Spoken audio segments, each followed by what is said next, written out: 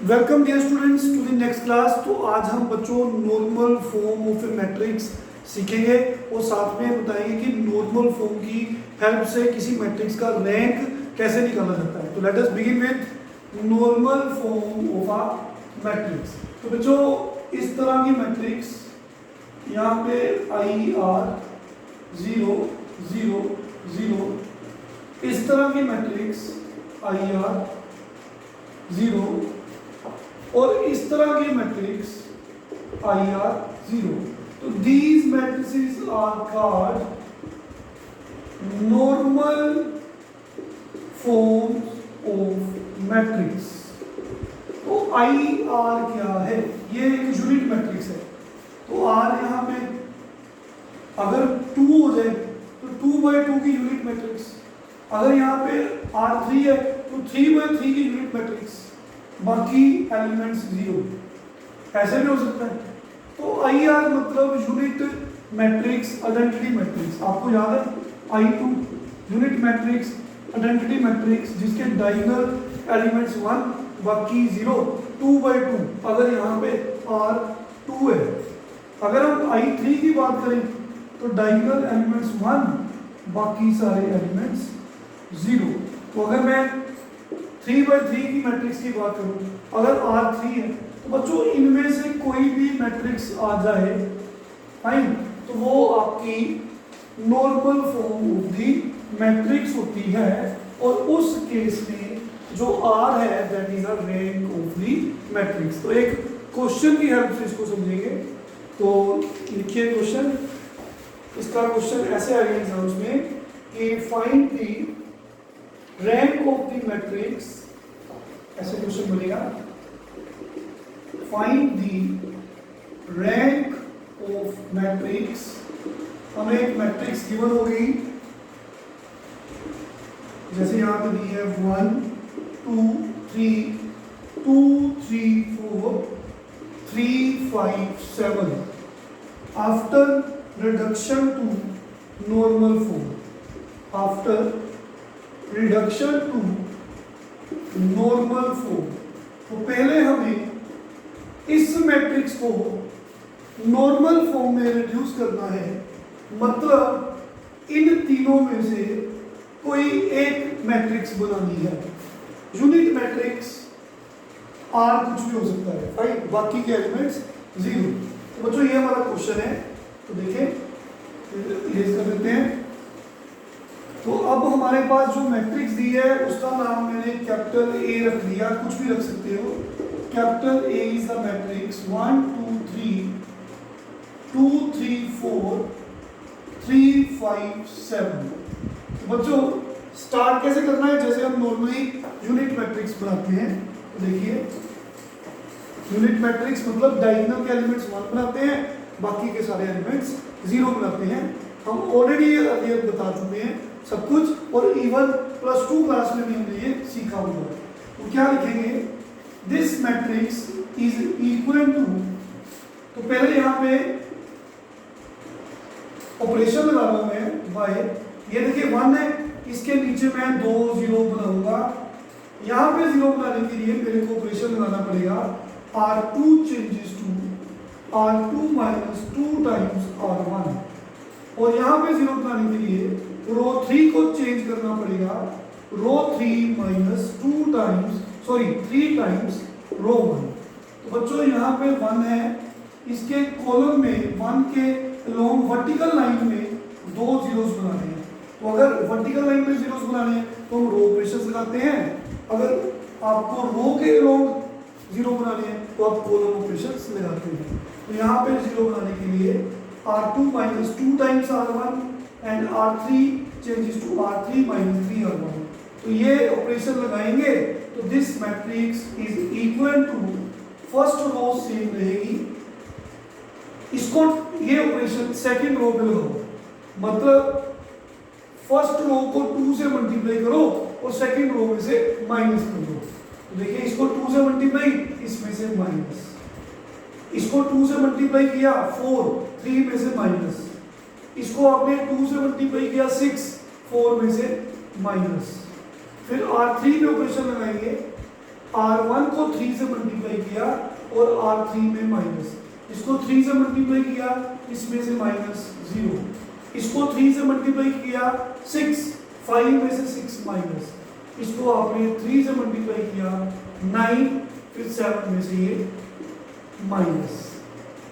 समझ आ गई सबको? तो बच्चों ये ऑपरेशन हमने निकाल दिया। फिर हमने क्या बोला था कि हमने यूनिट मैट्रिक्स बनानी ना, हमने यूनिट मैट्रिक्स, तो उसके लिए हम क्या करेंगे, देखिए जैसे आपने फर्स्ट एलिमेंट है ये 1, इसके नीचे 0 बनाए, तो फिर इसके सामने 0 बनाने हैं। अगर यहाँ पे 0 बनाने हैं तो हमें कॉलम ऑपरेशन से लगाना है। तो मैं ऑपरेशन लिख रहा हूँ पहले, अब यहाँ पे 0 बनाना है आपको और यहाँ पे 0 बनाना है। हेल्प किसकी लेनी है? सेम इसी 1 की लेनी है। तो यहाँ पे 0 बनाना है तो आप लिखोगे column 2 changes to column 2 minus 2 times column 1। इसको 2 से मल्टीप्लाई, इसमें से माइनस 0 बन जाएगा। सोचिए यहाँ पे 0 कैसे बनेगा, ट्राई करिए। Column 3 changes to column 3 minus 3 times column 1। तो ये मैट्रिक्स जो है वो इक्विवेलेंट किसके बन गई, कॉलम 1 को सेम रहने दीजिए, कॉलम 2 में ये ऑपरेशन लगाइए, मतलब इसको 2 से मल्टीप्लाई करिए और इसमें से माइनस करिए, इसको 2 से मल्टीप्लाई करिए, इसमें से माइनस करिए, कोई फर्क नहीं पड़ा। इसको 2 से मल्टीप्लाई, इसमें से माइनस, फिर कॉलम 3 में ये वाला ऑपरेशन लगाएंगे, इसको 3 से मल्टीप्लाई, इसमें से माइनस, इसको 3 में से मल्टीप्लाई, इसमें से माइनस। तो बच्चों ये आपके पास ये ऑपरेशन लगाने पे ये मैट्रिक्स बन जाएगी। हमारा टारगेट है unit matrix banana like this. तो पहले हमने 1 के नीचे 0 बनाए, फिर 1 के सामने 0 बनाए। अब अगला स्टेप क्या है, ये 1 बनाना है, ये एलिमेंट 1 बनाना है। तो ये एलिमेंट 1 बनाने के लिए, ये तो -1 है, तो 1 बनाने के लिए सेकंड रो को -1 से डिवाइड कर देंगे। सेकंड रो का सेकंड एलिमेंट 1 बनाने के लिए सेकंड रो को यहाँ पे लिख देंगे by row 2 changes to row 2 divide by -1। तो ये -1 से डिवाइड कर दो, ये माइनस ऊपर चल जाएगा। आप ऐसे भी लिख सकते हो कि R2 को -R2 में चेंज कर दो। तो देखिए ये मैट्रिक्स इक्वल होगी, R1 सेम रहेगा 1 0 0, तो इसको -1 से मल्टीप्लाई किया, ये 1 ये 2, सेकंड रो और थर्ड रो को सेम रहने दीजिए। अब हमने 1 के 0 नीचे बना दिए, सामने 0 बना दिए। अब यहाँ पे 1 भी बना दिया। अब हमारा काम है कि इसके नीचे 0 बनाएंगे और इसके सामने 0 बनाएंगे। तो बच्चों यहाँ पे 0 बनाना है, तो सोचिए कि ऑपरेशन कौन सा लगेगा, बोलिए। यहाँ पे 0 बनाने के लिए R3 चेंजेस टू, यहाँ पे लिखेंगे bye R3 changes to R3, यहाँ पे माइनस है तो प्लस लिखना पड़ेगा। तो यहाँ पे 0 बनाना है with the help of now this 1। तो यहाँ पे 0 बनाना है, R3 चेंजेस टू R3, यहाँ पे माइनस है तो यहाँ पे प्लस लिखेंगे। तो ये मैट्रिक्स इक्वल हो जाएगी, R1 सेम रहेगा, R2 सेम रहेगा, R3 पे ये ऑपरेशन लगेगा, दोनों को प्लस करेंगे, इन दोनों को प्लस करेंगे, इन दोनों को प्लस किया जाएगा। देखिए बच्चों हमने 1 के नीचे 0 बनाए, 1 के सामने 0 बनाए। तो यहाँ पे 1 बनाया, इसके नीचे 0 बनाया, इसके सामने 0 बनेगा, वो कॉलम ऑपरेशन से बनेगा।